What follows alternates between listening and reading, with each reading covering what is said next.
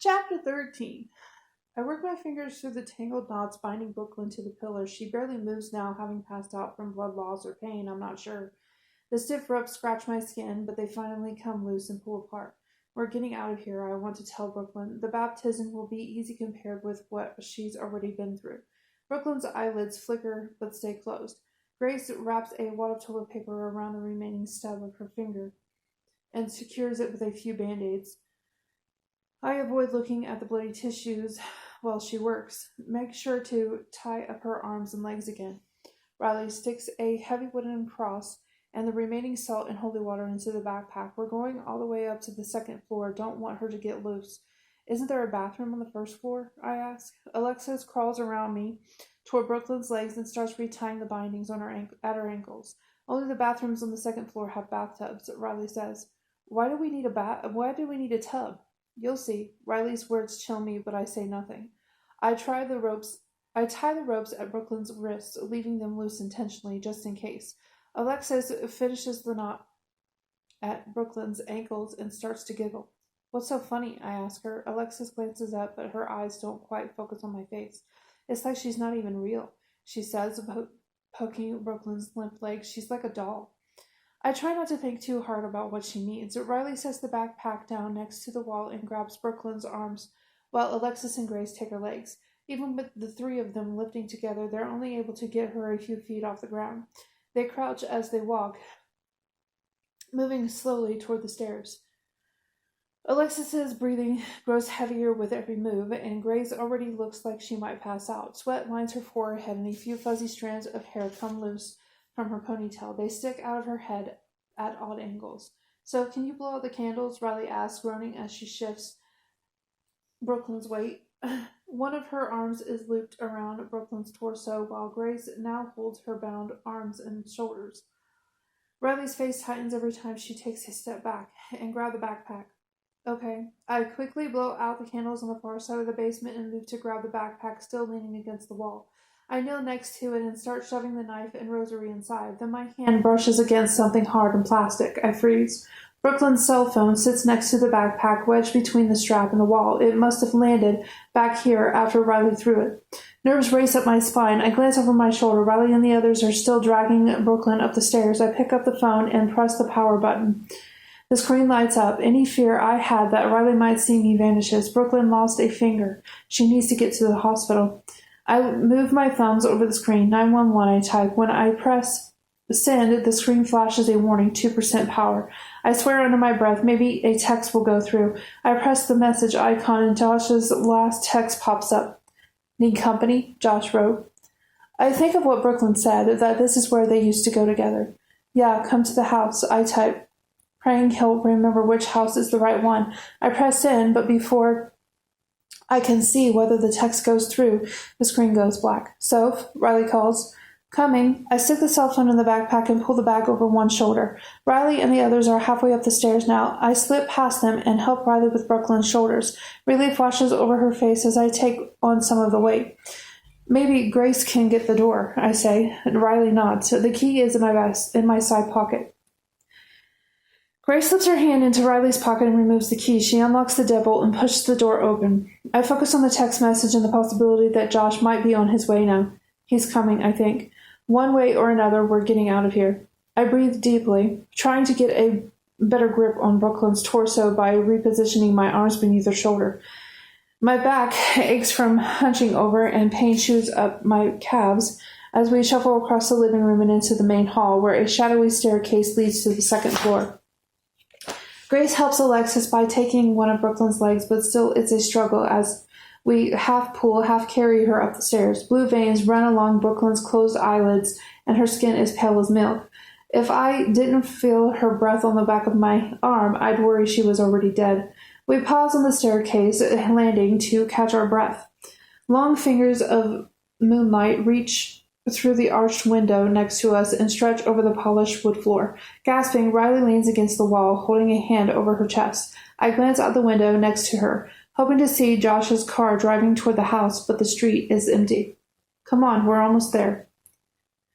The second floor is less developed than the first. Cloudy plastic hangs from the ceiling, blocking off sections of unfinished wall. A paint can sits next to one of the bedroom doors, surrounded by a few empty Bud Light bottles. The master bedroom is directly across from the staircase. Moonlight pours through the windows as we slide Brooklyn across the dark gray tile floors, leaving behind bloody smudges. It's past midnight. Soon the moon will dip behind the far hills, and the whole house will grow even darker than it is now. The bathroom is huge. White marble stretches out across one wall, and the largest jacuzzi tub I've ever seen is tucked in the corner beneath a window covered in cloudy plastic. A thin film of dust coats the porcelain double sink.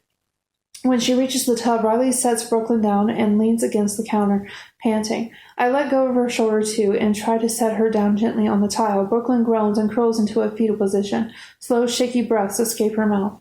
So, you have the holy water, right? Riley leans over the tub and turns on the faucet. Nothing happens. She swears under her breath and turns the faucet off and then on again, but nothing comes out. Maybe we can just sprinkle Brooklyn with holy water, or I start. A churning, gurgling sound echoes below the tub, cutting me off. Thick brown water spurts from the faucet. Riley squeals and plugs the drain. Perfect, she says, watching the dirty brown water fill the tub. Grace makes a face and covers her nose with her hand. Gross! All things are made pure in the eyes of God, Alexis says. She stares down at the muddy brown water and giggles again. Dirty, dirty, dirty, she whispers. Her voice makes my skin crawl. Grace cringes as the tub fills and finally turns away, unable to watch. On the floor, Brooklyn releases a low groan. Riley kneels next to her and pushes a sweaty strand of hair off her forehead. Hush now, she says. This will all be over soon. Brooklyn presses her lips together and nods. Even I can't help but be comforted by Riley's words. This will all be over soon. Alexis leans past Riley and shuts off the faucet. Tub's full, she says. Do you need help lifting her? Riley's eyes shift to me. The holy water? Oh, right. I pull open the backpack and dig out the now half-full bottle of holy water. I hand it to Riley, and she pours a few drops into the dirty brown sludge. She sets the bottle on the counter, then hauls Brooklyn up by the shoulders.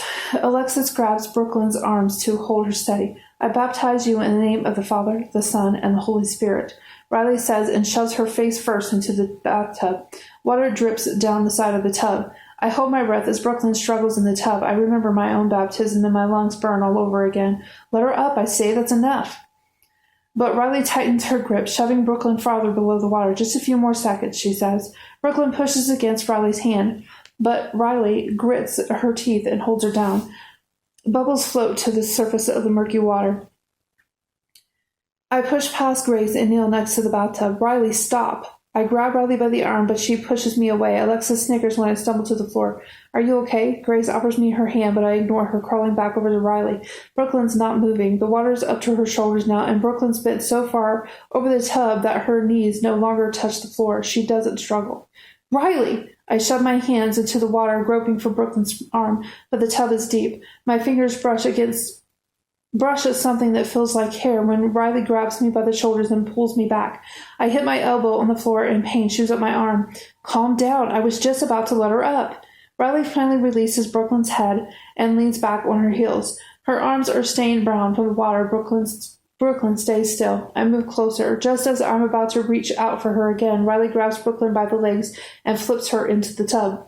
Murky water sloshes onto the marble floor, spraying our feet as Brooklyn's body disappears below the surface. I struggle back onto my knees, but Riley elbows me out of the way before I reach into the bathtub again. You're crowding her. Riley narrows her cold eyes as she looks down at me. She's drowning, I hiss. Maybe, Riley says, if that's God's will.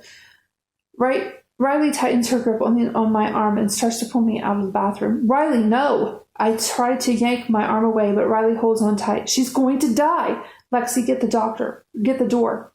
I'm always Riley says. No!